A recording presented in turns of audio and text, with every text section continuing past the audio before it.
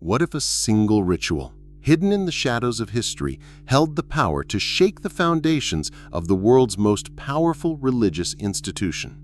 Imagine a ceremony so potent, so defiant, that it sent tremors through the Vatican's hallowed halls, threatening to unravel centuries of dogma with its raw, unfiltered truth.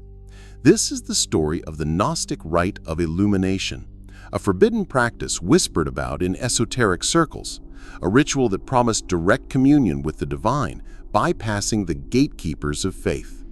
Its practitioners were branded heretics, their texts burned, yet its legacy endures, a flickering flame in the darkness of forgotten wisdom. Welcome to our journey into the heart of this ancient mystery. In this video, we'll unravel the secrets of the Gnostic rite of illumination, a ceremony that dared to challenge the Vatican's authority by empowering individuals to seek divine truth within themselves. We'll explore its origins in the mystical teachings of the early Gnostics, its clash with religious orthodoxy, and the profound insights it offers for your own spiritual path. From the sands of ancient Egypt to the hidden libraries of medieval Europe, this ritual has left an indelible mark on esoteric wisdom. We'll uncover why it was feared, why it was suppressed, and how its principles can still illuminate your soul today. Prepare to step into a world where knowledge is power, and the divine is closer than you think. Let's begin. In the dim glow of Alexandria's ancient libraries, where scrolls whispered secrets older than empires, the Gnostic rite of illumination was born. It was the 2nd century CE, a time when the world teetered between the fading light of pagan mysticism and the rising tide of Christian orthodoxy. The Gnostics, those seekers of hidden knowledge, were not content with blind faith. They hungered for gnosis, direct experiential understanding of the divine. To them, the divine wasn't a distant deity enthroned in the heavens, but a spark within every soul, waiting to be kindled. The rite of illumination was their sacred key, a ritual designed to awaken that inner light and bypass the rigid structures of emerging religious institutions. The Gnostics drew from a rich tapestry of influences: the mystical teachings of Plato, the esoteric wisdom of Egyptian mystery schools, and the poetic visions of early Christian mystics. Their texts, like the Gospel of Thomas and the Pistis Sophia, spoke of a world where salvation came not through priests or dogma, but through self-discovery. The rite of illumination, often performed in secret gatherings, involved chants, meditative trances, and symbolic acts, each designed to peel back the veil of illusion and reveal the divine essence within. It was a radical act of spiritual rebellion, for it declared that every individual could commune directly with the divine, without intermediaries. This was the spark that set the Vatican's nerves ablaze. In the dim glow of Alexandria's ancient libraries, where scrolls whispered secrets older than empires, the Gnostic rite of illumination was born. It was the 2nd century CE, a time when the world teetered between the fading light of pagan mysticism and the rising tide of Christian orthodoxy. The Gnostics, those seekers of hidden knowledge, were not content with blind faith. They hungered for gnosis, direct experiential understanding of the divine. To them, the divine wasn't a distant deity enthroned in the heavens, but a spark within every soul, waiting to be kindled. The rite of illumination was their sacred key, a ritual designed to awaken that inner light and bypass the rigid structures of emerging religious institutions. The Gnostics drew from a rich tapestry of influences: the mystical teachings of Plato, the esoteric wisdom of Egyptian mystery schools, and the poetic visions of early Christian mystics. Their texts, like the Gospel of Thomas and the Pistis Sophia, spoke of a world where salvation came not through priests or dogma, but through self-discovery. The rite of illumination, often performed in secret gatherings, involved chants, meditative trances, and symbolic acts, each designed to peel back the veil of illusion and reveal the divine essence within. It was a radical act of spiritual rebellion, for it declared that every individual could commune directly with the divine, without intermediaries. This was the spark that set the Vatican's nerves ablaze. By the 4th century, as the Roman Church solidified its power under Constantine, the Gnostics became a threat. Their teachings undermined the Church's monopoly on spiritual truth. The rite of illumination, with its promise of personal enlightenment, was deemed heretical. Bishops like Irenaeus condemned it as dangerous, and by the Council of Nicaea in 325 CE, Gnostic texts were systematically destroyed. Yet whispers of the ritual persisted, preserved in hidden codices like those discovered at Nag Hammadi in 1945. These texts reveal a philosophy that sees the material world as a shadow, a mere reflection of a higher reality accessible through inner awakening. The Vatican's fear wasn't just of the ritual itself, but of its implication, that true spiritual authority lies within the individual, not an institution. The rite's significance in esoteric wisdom lies in its defiance of control. It taught that the divine is not owned by any church, but is a universal birthright. This philosophy echoed in later movements, the Cathars, the Rosicrucians, even the Hermeticists, who all carried fragments of its light. To practice the rite was to reject fear and embrace the unknown, to see the self as a microcosm of the cosmos. It was a call to question, to seek, and to illuminate. As we move forward, we'll explore the ritual's core practices and why they were so revolutionary. Picture a flame in the darkness, small but unyielding, burning within the core of your being.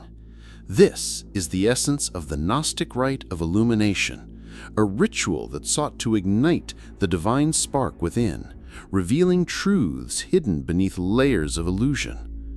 Unlike the rituals of the early church with their rigid hierarchies and external sacraments, the rite was an inward journey, a rebellion against the idea that salvation required permission.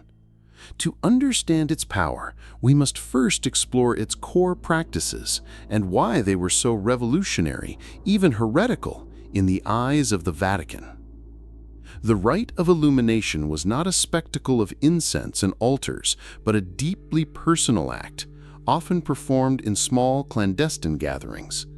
At its heart was the Logos meditation, a practice where participants chanted sacred syllables, sounds believed to resonate with the frequencies of the cosmos. These weren't random words, but echoes of creation, drawn from Gnostic texts like the Gospel of Philip, which described the divine as a soundless sound vibrating through all existence. Imagine sitting in a circle, your voice merging with others, each syllable peeling away the noise of the material world until only silence remains, a silence alive with insight. This was the Gnostics' first step, to quiet the mind and attune it to the divine within. Another key element was the mirror of the soul, a symbolic act where participants gazed into a reflective surface, water, polished metal, or even their own eyes, to confront their true self. This wasn't vanity, but a metaphor for self-knowledge. The Gnostics believed the material world was a distortion, a shadow cast by a higher reality. By facing their reflection, practitioners sought to see beyond the ego, to recognize the divine spark that connected them to the cosmos. Think of it like staring into a still pond. At first, you see only your face, but with focus, you glimpse the depths beneath, vast, infinite, and eternal. The ritual also included the invocation of Sophia, the divine feminine wisdom revered by the Gnostics.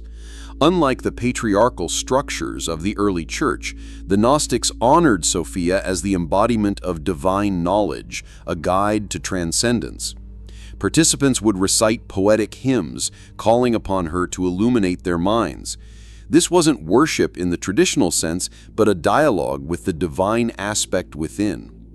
It was as if Sophia were a mirror held up to the soul, reflecting its potential for wisdom and liberation.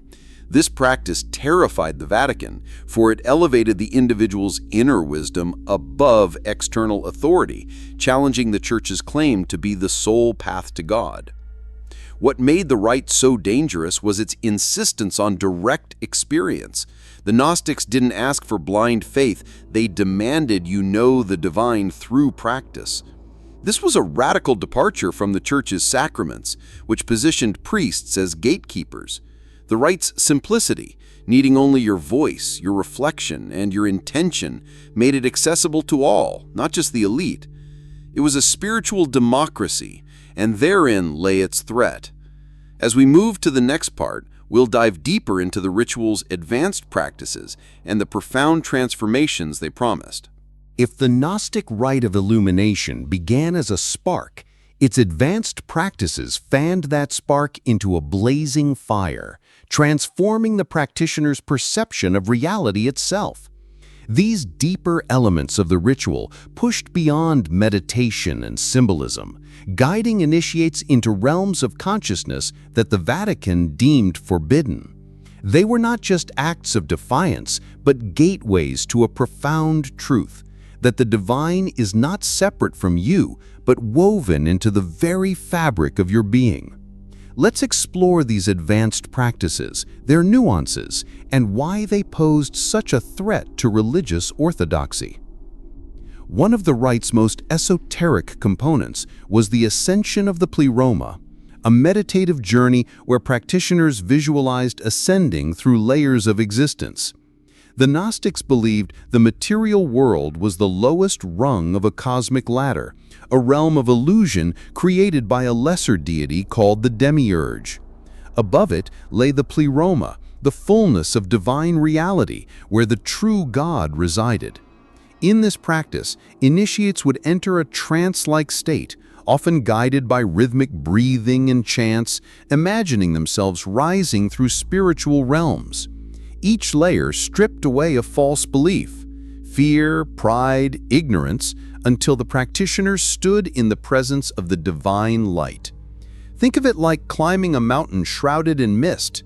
With each step, the fog clears, revealing a vista so vast it redefines your place in the cosmos. This practice wasn't mere fantasy, it was a psychological and spiritual restructuring. The Gnostics saw the mind as a microcosm of the universe, and by navigating its depths, you could transcend the limitations of the material world. This directly contradicted the Church's teaching that salvation required external rituals and obedience. The ascension of the pleroma suggested that heaven wasn't a distant place, but a state of consciousness accessible here and now. The Vatican's fear was palpable. If people could find God within, what need was there for cathedrals or clergy?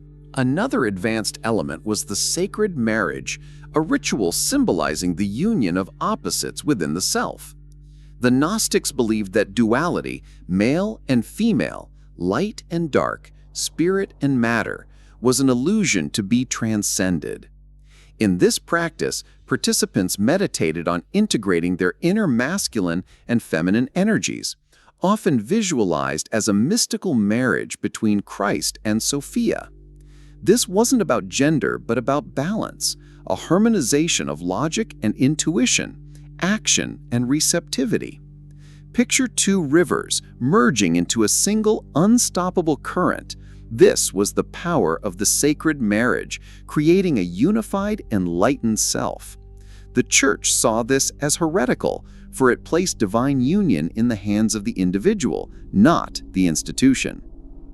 The rite also addressed the paradox of knowledge versus mystery.